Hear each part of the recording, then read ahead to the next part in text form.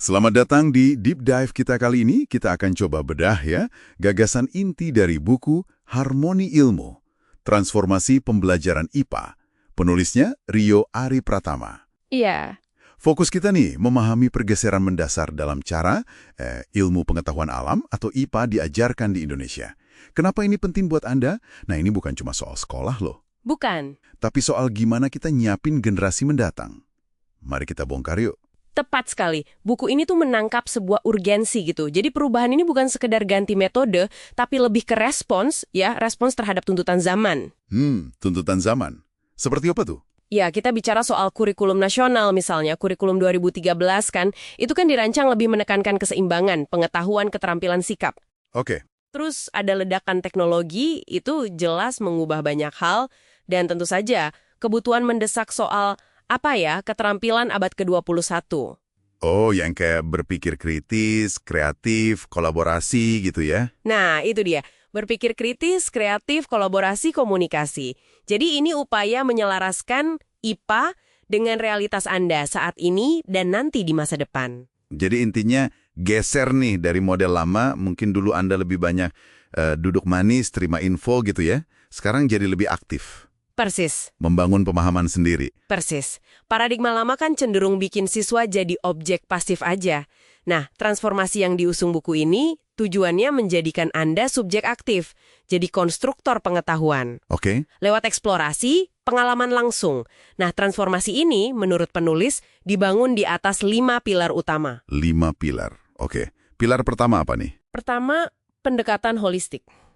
Artinya, stop melihat IPA itu kotak-kotak terpisah. Fisika sendiri, biologi sendiri, kimia sendiri. Ini tentang melihat keterkaitannya. Gimana konsep sains bekerja di dunia nyata Anda, sekaligus ngasah soft skills. Contohnya gimana tuh, holistik? Contoh paling konkretnya mungkin lewat pembelajaran berbasis proyek. Anda belajar sambil ngerjain proyek nyata. Misalnya, neliti kualitas air sungai dekat rumah. Oh, oke. Di situ kan Anda belajar konsep kimia, biologi, sekaligus latihan kerja tim, analisis data, gitu. Wah, menarik. Jadi nggak cuma teori buku, tapi langsung nyemplung ke konteksnya ya. Tapi, bukannya ini nuntut guru buat wawasannya luas banget ya? Harus bisa nyambungin banyak bidang? Nah, itu dia tantangannya. Nanti kita singgung lagi soal tantangan, tapi idenya, fokusnya geser. Guru bukan lagi satu-satunya sumber ilmu, tapi fasilitator yang bantu Anda menghubungkan titik-titik. Oke, fasilitator. Pilar kedua ini nyambung erat, peran kreativitas. Kreativitas. Dalam IPA. Bukannya IPA itu eksak, kaku gitu. Justru itu miskonsepsinya. Buku ini menekankan inovasi sains itu ya lahirnya dari kreativitas. Oh iya? Iya, kemampuan melihat masalah dari sudut pandang baru, berani coba solusi yang, out of the box, bahkan cara mandang kesalahan itu diubah. Diubah gimana? Bukan lagi dianggap kegagalan total, tapi sebagai data. Bagian dari proses belajar, proses nemuin sesuatu. Kayak Edison dululah, nemu ribuan cara gagal bikin lampu sebelum berhasil kan? Bener juga. Jadi eksperimen itu jadi ajang eksplorasi, bukan cuma ngikutin resep di buku. Oke. Jadi proses mikirnya ya yang ditekankan, bukan cuma hasil akhir benar atau salah. Nah, ngomongin eksplorasi zaman sekarang, pasti nggak lepas dari teknologi dong. Gimana perannya? Itu pilar ketiga, integrasi teknologi. Ini bukan lagi sekedar, nice to have ya, tapi udah fundamental. Fundamental? Iya.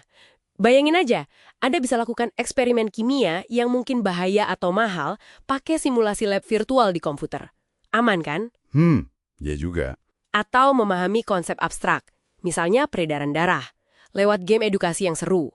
Atau pakai augmented reality yang nambahin lapisan digital ke dunia nyata. Atau virtual reality. Wow. VR buat belajar IPA? Bisa, buat visualisasi molekul, ekosistem. Pokoknya teknologi itu membuka pintu pengalaman belajar yang dulu nggak mungkin. Simulasi virtual itu bisa jadi solusi bagus ya, buat sekolah yang mungkin fasilitas labnya terbatas. Tapi, ini pasti ada isu kesenjangan akses teknologi juga kan? Tepat sekali. Isu akses ini salah satu tantangan besar yang juga dibahas di buku ini. Nanti kita bahas lebih lanjut. Tapi sebelum ke sana, ada pilar keempat yang penting banget. Pendidikan inklusif. Inklusif? Maksudnya? Intinya, pembelajaran IPA itu harus bisa diakses dan dinikmati oleh semua siswa. apapun latar belakangnya, kemampuannya, atau gaya belajarnya. Gimana tuh wujud konkretnya di kelas? Macam-macam. Bisa lewat diferensiasi instruksi, jadi guru menyesuaikan metode atau materi buat kebutuhan individu atau kelompok kecil. Bisa juga pakai materi multisensori. Gak cuma teks, tapi ada gambar, suara, model fisik. Kuncinya itu fleksibilitas dan kolaborasi erat guru-siswa. Biar nggak ada yang merasa ketinggalan atau, aku nggak bisa IPA. Kedengarannya ideal banget ya.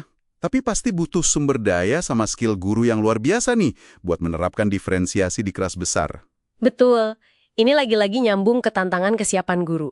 Nah, tapi ada pilar kelima yang menurut saya ini ngiket semuanya. Pembentukan karakter. Pembentukan karakter.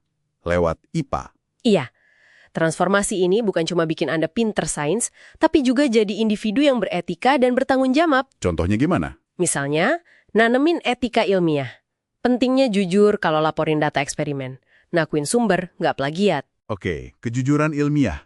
Terus, bangun tanggung jawab sosial. Memahami gimana penemuan sains atau teknologi itu dampaknya ke masyarakat, ke lingkungan. Jadi lulusannya diharapkan nggak cuma kompeten teknis, tapi juga punya integritas dan kepedulian. Mungkin ini harmoni yang dicari penulis, nyatuin kecakapan ilmiah sama karakter mulia. Harmoni antara kompetensi dan karakter. Saya suka idenya. Tapi oke, kita realistis sedikit. Buku ini pasti nggak cuma ngasih gambaran indah kan? Apa aja tantangan nyata yang diangkat? Tentu saja, penulisnya cukup jujur soal ini kok. Tantangan utamanya ya seperti yang udah kita singgung tadi, kesiapan guru.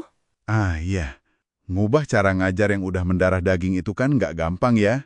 Butuh pelatihan, dukungan terus-menerus. Betul. Terus, masalah klasik, kesenjangan akses teknologi antara daerah maju sama yang tertinggal. Dan jangan lupa, kadang ada resistensi juga. Resistensi? Nggak. Menurut argumen di buku ini sih, jawabannya jelas, iya, sepadan. Manfaatnya dianggap jauh lebih besar dari tantangannya. Oh iya, apa aja tuh manfaatnya? Kita bicara soal potensi siswa yang jadi jauh lebih terlibat, lebih termotivasi. Kenapa? Karena belajarnya relevan sama hidup mereka. Oke, terus lulusannya nanti nggak cuma hafal teori, tapi bener-bener nguasain keterampilan abad 21 itu. Mikir kritis, kreatif, kolaborasi. Yang dibutuhin banget di dunia kerja kan? Iya sih, bener banget. Jadi, ini kayak investasi jangka panjang buat kualitas sumber daya manusia kita.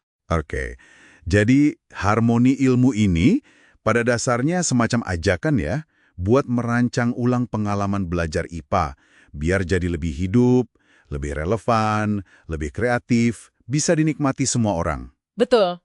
Dan ujung-ujungnya membentuk manusia yang utuh. Pintar iya, berkarakter juga iya. Ini soal ngebekali Anda dan generasi penerus dengan, paket lengkap lah buat masa depan. Nah, mungkin ada satu pemikiran penutup yang menarik buat Anda ya renungkan nih.